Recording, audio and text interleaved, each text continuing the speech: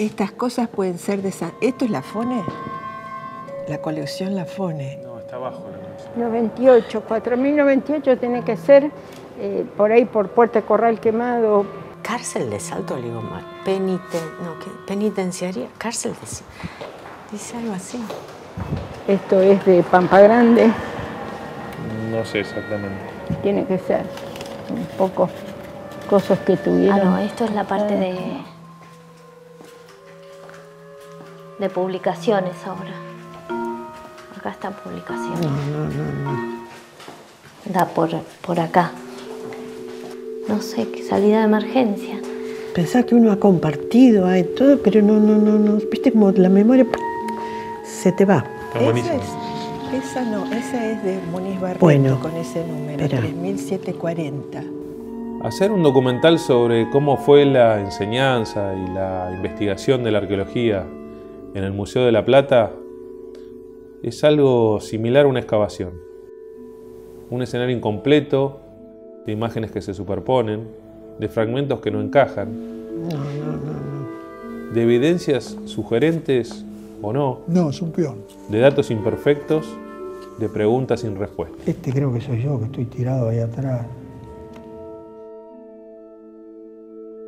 Hasta que en el medio de los interrogantes, una pequeña ventana parece abrirse al pasado.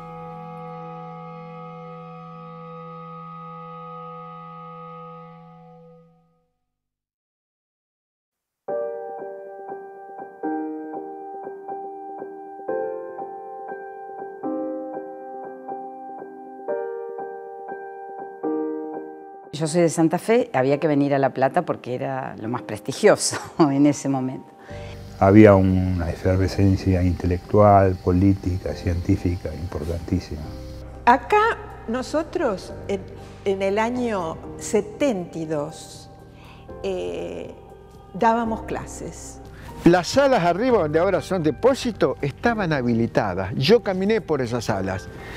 Vos tenías un fragmento y me traía los depósitos, me decía, preséntelo. Él se las tenía vistas a todas. Entonces cuando te decía, preséntelo, ponías así y era exacto esa pieza. Salíamos a la aventura, éramos aventureros. Vos vivías un ambiente político por todos lados. Toda esa etapa fue muy alentadora porque nosotros habíamos elaborado un proyecto de nueva universidad. Ahí comenzó, digamos, de alguna manera, una represión ideológica en principio y después ya más fuerte, ¿no? Había que entrar con la libreta, estaba el ejército, la policía fuera de la universidad. Era una dictadura fascista claramente y había una sensación de opresión, además moría gente. Un momento en el que la ideología marcaba absolutamente todo lo que uno hacía, en donde había grandes discusiones teóricas y filosóficas. Todos teníamos muchas ilusiones, teníamos muchas visiones de futuro y pensábamos que realmente íbamos a cambiar el mundo en ese momento.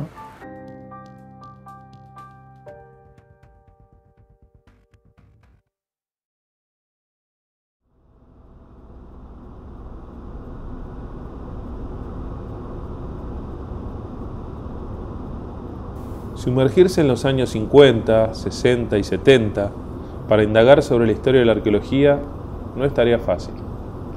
Algunas historias han quedado ocultas entre los muros del museo y otras hubo que buscarlas fuera. Comenzamos por la ciudad de Chivilcoy, a donde reside Amanda Cagiano, quien nos puede ayudar a develar algunas cosas. ¿Vos con qué plan hiciste, digamos? ¿El año? No. El plan, ¿era el primer plan o ya había sido reformado? Digamos, el primer plan de antropología no fue el mío, claro. Digamos, porque el primer antropólogo que tuvo el título de antropólogo en el país fue un cura, Mario Celione. Me acuerdo cuando estábamos cuando presidí el colegio de graduados en antropología, se quiso instituir el Día del Antropólogo.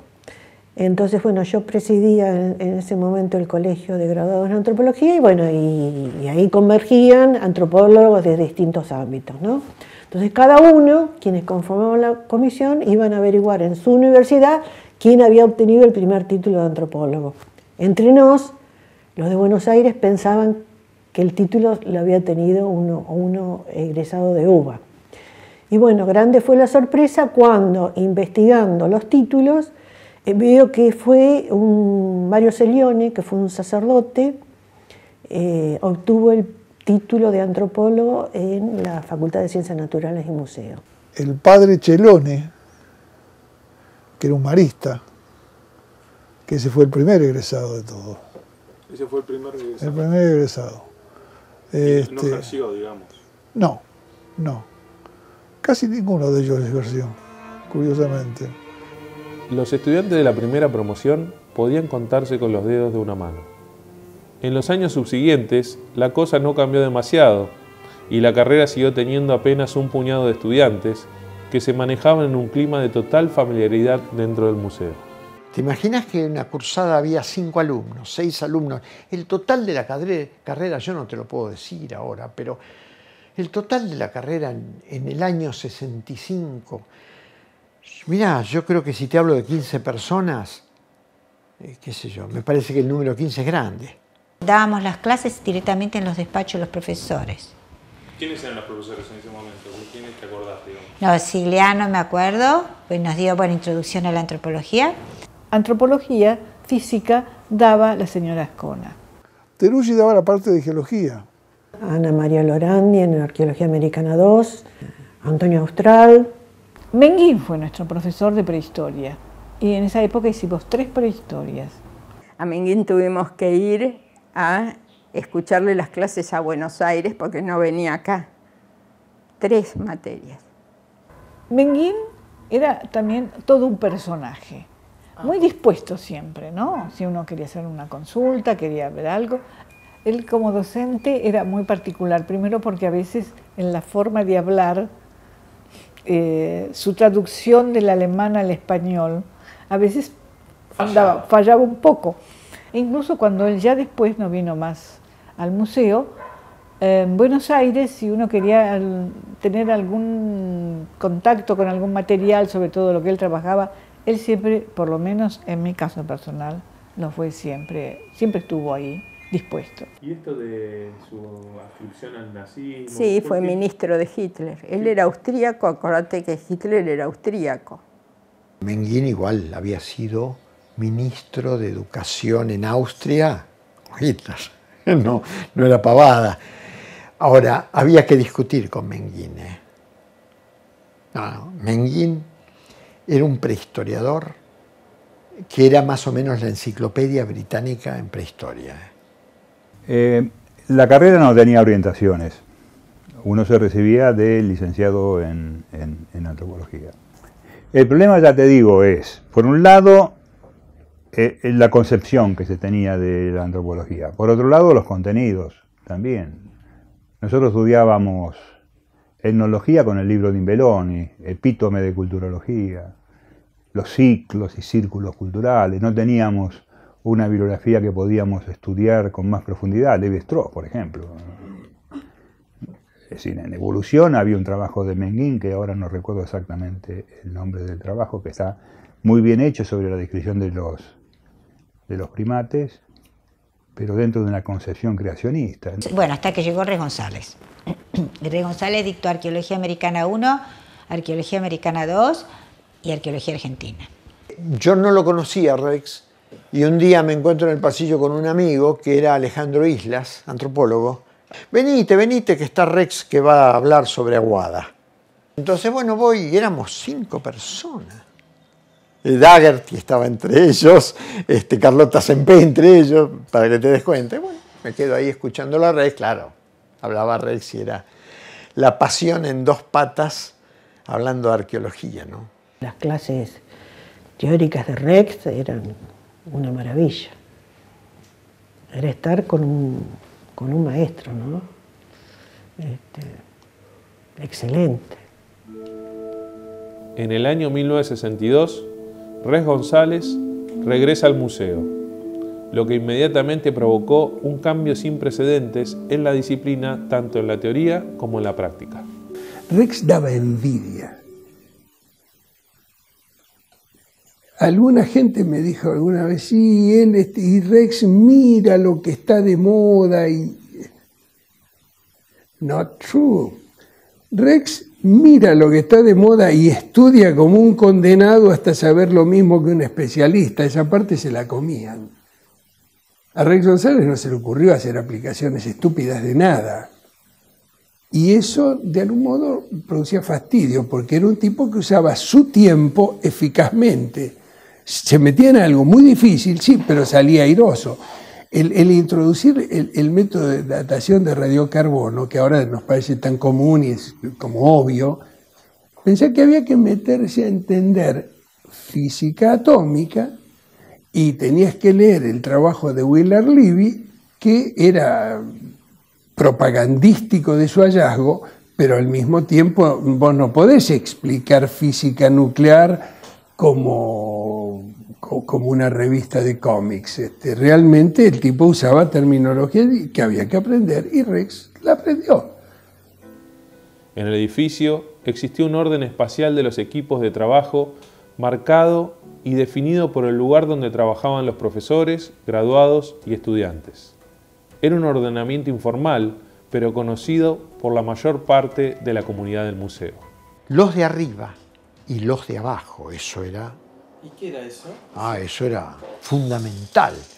Los de arriba eran los que estaban con Rex, los de abajo eran los que estaban con Siliano y Vivante como filósofo, digamos, ¿no? Los de arriba y los de abajo. Entonces, los de abajo eran los más conservadores y los de arriba los más progresistas. Por una enemistad entre Rex y Sigliano, y era un sistema que si uno empezaba a trabajar con alguno, digamos, o de arriba o de abajo, de donde fuere, bueno, los menos conflictivos por ahí eran los del medio, que los habían confinado ahí, uno ya no podía salir con el otro equipo, olvidarse. A mediados de los años 60, la arqueología que se hacía en el Museo de La Plata trascendía las fronteras nacionales. Las visitas de investigadores extranjeros de renombre eran constantes. Se consolidaban y generaban nuevas líneas de investigación en la división Arqueología, y muchos estudiantes formaban parte de esta dinámica. Con ese contexto de fondo, Rex González impulsó la organización del 37 Congreso Internacional de Americanistas en Argentina. Y en el año 66 se hace el Congreso de Americanistas acá en Mar del Plata. Y yo ahí trabajé mucho, era alumna muy Nobel, pero trabajé mucho ayudando. Estaba Núñez Regueiro, me acuerdo que en el Hotel City ahí en Plaza de Mayo se había hecho el centro acá en Buenos Aires. Alquilaron un medio piso en el City Hotel de Buenos Aires, ahí por el Diagonal Sur, viste que está. Y esa era la sede del Congreso. Después usaron salones de eso. Vino mucha gente de afuera, invitada. González ahí se manejó con sus relaciones. Y hubo simposios lindos. Se publicaron después 4 o 5 tomos. Bata Hualpa Yupanqui. Justo lo agarra Rex con el golpe. Entonces nos agarra previo al golpe y posterior al golpe cuando se hace el Congreso. Gracias a Dios se pudo hacer. Y nosotros no nos dimos cuenta en el 66 que Ilia, dicho sea de paso, y su lentitud, eran en realidad un modelo de bien hacer en la gestión pública. No sabíamos cuando protestábamos que el presupuesto para educación era el más alto en mucho tiempo. No sabíamos de muchas cosas buenas que hacía Ilia, entonces estábamos más bien en contra. Pero el golpe no era una solución a nuestras quejas sobre el gobierno de Ilia. Y más aún cuando el golpe se da y el primer blasón que tienen para levantar es que fueron a atacar a la Facultad de Ciencias y en general a la Universidad de Buenos Aires, brutalmente.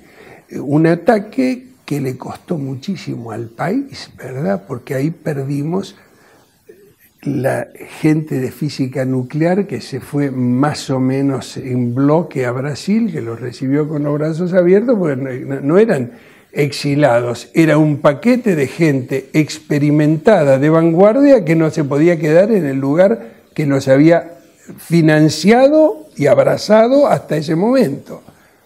Corría ya el año 1968 y varios de los estudiantes que habían ingresado en los primeros años de la carrera de antropología comenzaban a graduarse. Así también empezaron a plantearse críticas al plan de estudios del año 1958. Arqueología yo creo que estaba muy bien comparado con otras universidades en términos relativos. Argentina, antropología biológica, relativamente mal, diría, o regular, comparado con la antropología social, que estaba mal, directamente pésimo. Por suerte, un cambio fundamental se produjo con la llegada de Res González. Res González apoyó esto, no había mucho apoyo de los profesores, pero bueno, con mucha tenacidad, logramos cambiar el plan. Era un clima de estudio, de academia, como te digo, y de mucho debate interno para poder establecer los cambios en el plan de estudio, que al final cuajaron con las 3 especializaciones. Empezamos a hacer grupos de estudio. Estudiamos, por ejemplo, mucho Marx con Alfredo Puchari, nos reuníamos afuera, ¿no es cierto?, de la facultad, muchas veces en mi casa, en la casa de otros compañeros. Y como yo decía, había una influencia muy importante, bueno, por un lado de Marx, pero también determinados tipos de betas, ¿no es cierto?, como por ejemplo la crítica de la razón dialéctica de Sartre. Y del lado de la antropología, Lévi-Strauss, yo creo que fue toda una discusión muy importante. A partir de un fuerte impulso de los estudiantes de ese entonces, con la colaboración de algunos docentes, el nuevo plan, que contemplaba las 3 ramas de la antropología, es impulsado en la Facultad de Ciencias Naturales y Museo. Y nos acusaba a todos los que hacíamos arqueología moderna, digamos así, o arqueología científica, de militantes marxistas, con los documentos que te puedes imaginar, sospechas. Y por otra parte era, como detrás de eso había también antisemitismo, etc. Claro, por ejemplo, nosotros leíamos con devoción a Lévi-Strauss, que es judío, ¿verdad? Y entonces, toda esa cosa era una semiprueba de que éramos conspiradores.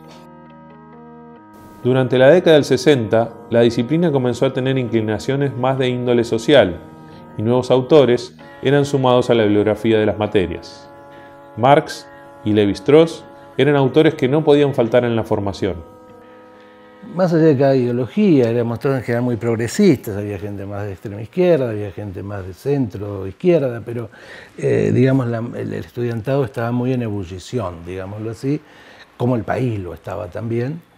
Entonces se hablaba permanentemente de política, había asambleas todos los días, había centro de estudiantes, y entonces estábamos permanentemente discutiendo cuestiones políticas vinculadas en algunos casos al ejercicio profesional y en otros casos a la relación que nosotros teníamos, no solo como profesionales, sino como personas insertas en esa realidad y buscando la salida democrática. Entonces, bueno, eso era un ejercicio permanente. A partir del año 1973, los asuntos políticos cobran mayor importancia, y esto no estaba bien visto por cierto sector del gobierno. Este malestar se agudizaría fuertemente durante los años 1974 y 1975. Ahí comenzó, digamos, de alguna manera, una represión ideológica en principio y después ya más fuerte, ¿no? Había que entrar con la libreta, estaba el ejército, la policía fuera de la universidad, de la facultad. En una época tenías que entrar con la libreta de estudiante para entrar, te revisaban, ¿no? Ahí ya había mucha asamblea, mucha interrupción de clases, mucha toma de facultades, los primeros momentos.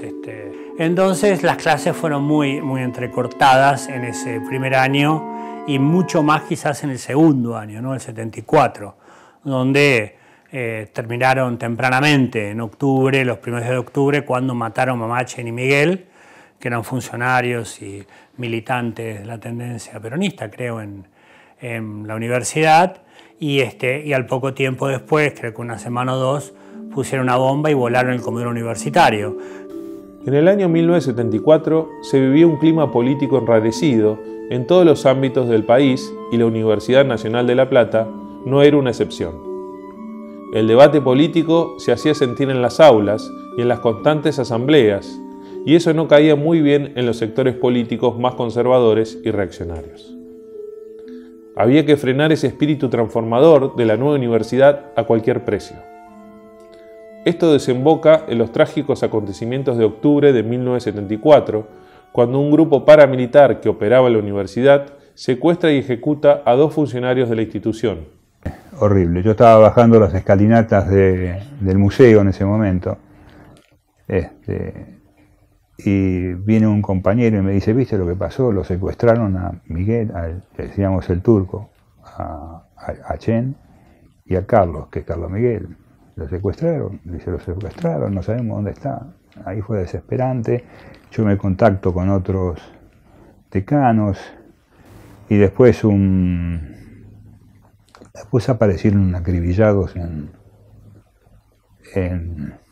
creo que fue en Sarandí, cerca de Sarandí. Ya para el año 74, las cosas en el país estaban complicadas y la universidad recibe un duro golpe institucional. Es disuelto el Consejo Superior, a través del cual se deciden las políticas que se llevan adelante dentro de la universidad. También son cerrados los centros de estudiantes y comienzan a ser perseguidos aquellos estudiantes, graduados y profesores con posiciones políticas de izquierda. En el año 74, en octubre, cierran la facultad junto con otras y nos dan por finalizadas muchas materias que hoy reconozco que no estaban completas, pero bueno, ya por octubre se complejizó mucho, había estado de sitio.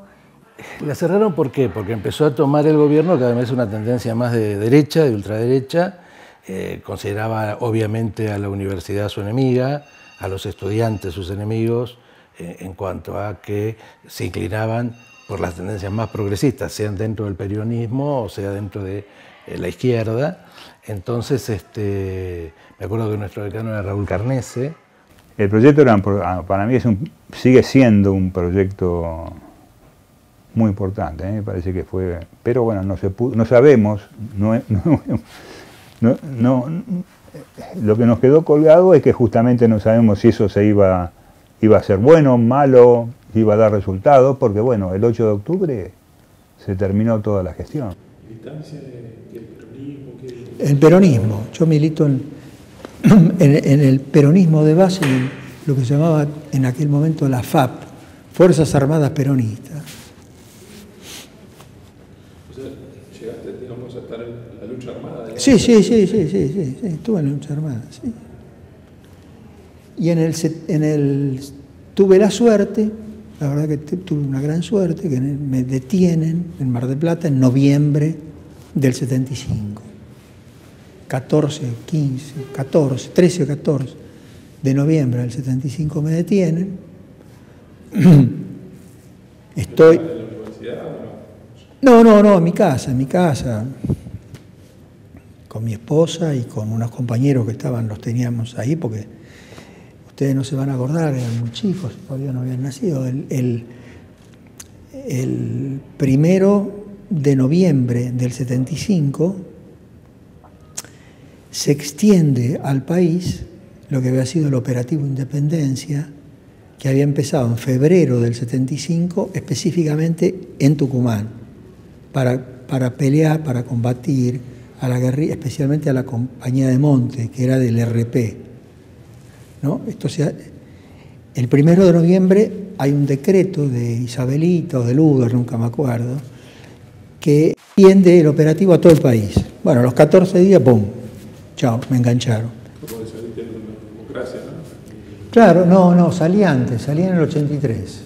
O sea, en enero del 83. Y me fui en agosto, antes de la elección, porque la elección que gana Alfonsín es en octubre, me voy en agosto a Italia. Ya para el año 76 las cosas estaban más que claras.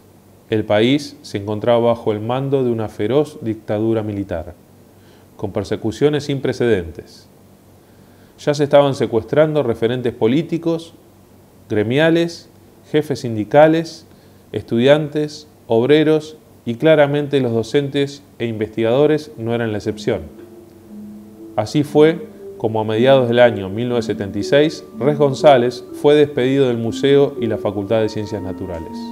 No sé la parte física, lo que sí recuerdo es que González dijo, me echaron, me tengo que ir, o sea, y tuve que llevar las cosas. Supongo que le habrán mandado un telegrama, una carta de despido, eso ya fue en el gobierno militar, en el 76, donde no corría ninguna ley laboral ni nada, te echaban y listo. Subí a la escalera del museo y había unos soldados que me revisaban todo, cosa que, viste, armada, todo, de fajina, todos los...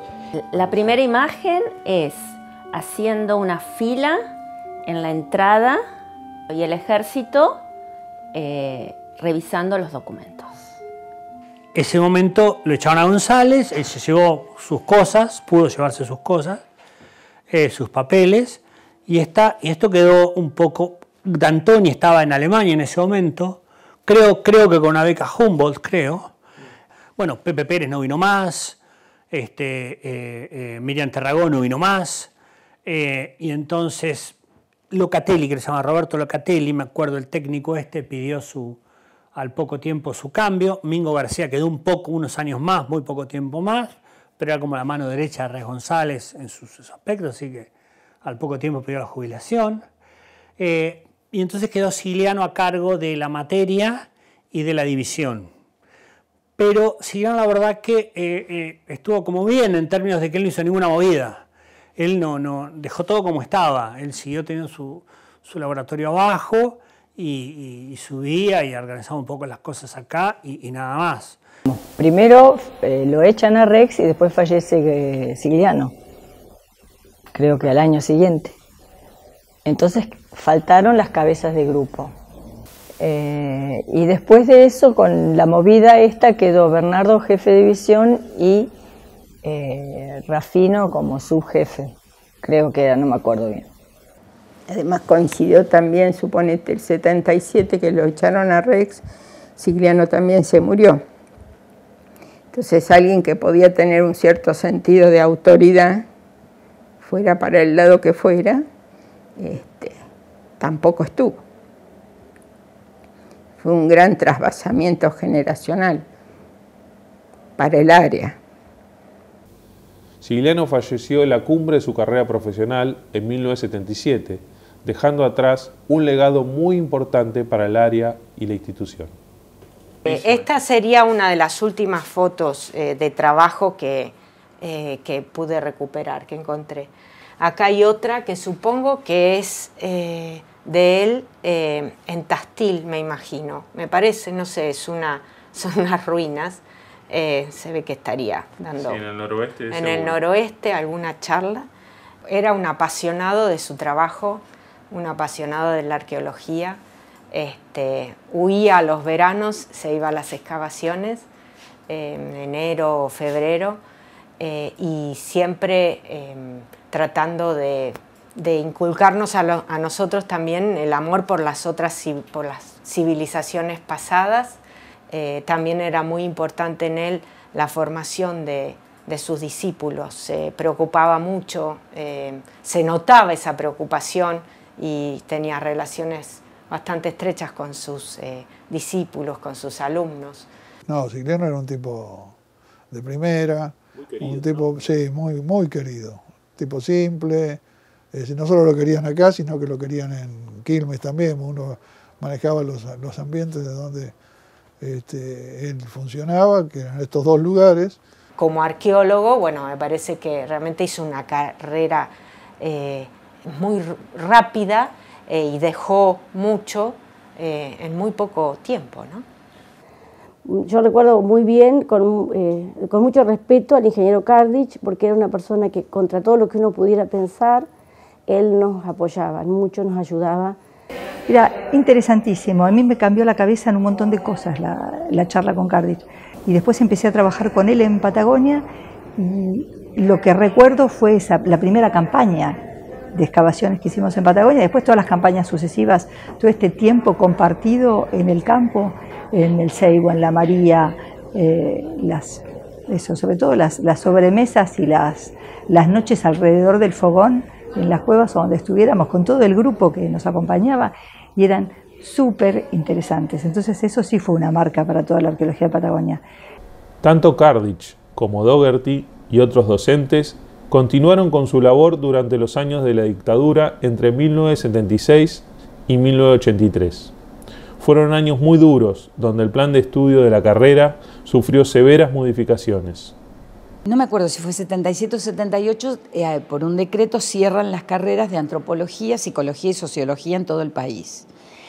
Y en La Plata, como estaba en la Facultad de Ciencias Naturales, se crea una especie de, se mantiene antropología, pero como una especie de especialización de zoología. Entonces vos, que tampoco era zoología porque había pasado a ser biología la carrera por primera vez, antes eran licenciaturas separadas, y vos hacías 4 años de estas materias biológicas y después en el último año tenías, no sé, ya no me acuerdo qué materias eran, pero me imagino que tendrías prehistoria, antropología social, alguna cosa. ¿Quedó como enmascarado? Quedó como enmascarado y ese plan muy rápidamente se revirtió. Yo creo que hubo un plan, incluso durante la dictadura, a mí me parece que hubo un plan 81 que lo cambió, pero no estaría seguro, no te lo sé decir, y en el 85 ya hubo un plan nuevo de pleno derecho, ¿viste?, en donde se rehabilitó la carrera.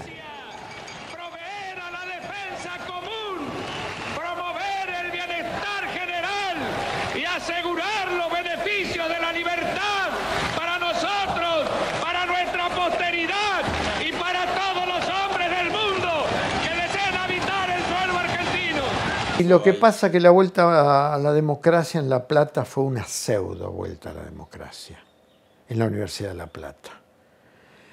Porque los sectores radicales que tomaron la universidad en ese momento eran indiferenciables de los sectores precedentes. La Universidad de Buenos Aires sí tuvo un cambio. Pero sí, yo creo que la facultad tuvo un gravísimo error después de la vuelta a la democracia, es que no haber traído de vuelta, no haber vuelto a convocar a los docentes que habían sido parte importante en el desarrollo, por lo menos de la parte de arqueología, acá en la facultad. Y eso le ha generado, creo, un perjuicio muy grande. Bueno, con la llegada de la democracia, la verdad que no hubo cambios muy trascendentes en el plantel de profesores y de miembros de investigación que estaban en la División de Arqueología, ¿no? En general las cosas siguieron más o menos igual. De hecho hubo algunas pérdidas porque en ese momento el doctor Pedro Krapovicas y Ana María Lorandi fueron invitados a ser miembros de la Universidad de Buenos Aires y en el caso de Ana María Lorandi fundó el Instituto de Etnohistoria. Así que la verdad que perdimos algunos profesores importantes en ese momento. Y en los 80, el regreso de la democracia, que coincide con que yo recién terminaba mi carrera, se me abría un panorama increíble, con una colección a analizar importantísima. El cambio fue importante y de ahí al más fue creciendo, tanto la carrera se fue ampliando, las posibilidades, llegamos a los 90 y siguió creciendo la carrera. O sea, fue importante en los 90 el crecimiento que tuvo en nuestra facultad. Primero yo lo marcaría en la carrera de antropología, el tema de los doctorados. Fue muy importante. Ya con la llegada del kirchnerismo, creo que hubo un fuerte impulso a la ciencia en general y esto, como sabemos, también impactó a la arqueología. Entonces, a partir del 2003, 2004 en adelante, se fue notando un ingreso sostenido de becarios primero y después becarios y investigadores al CONICET, y esto volvió a poblar de alguna manera la división arqueología.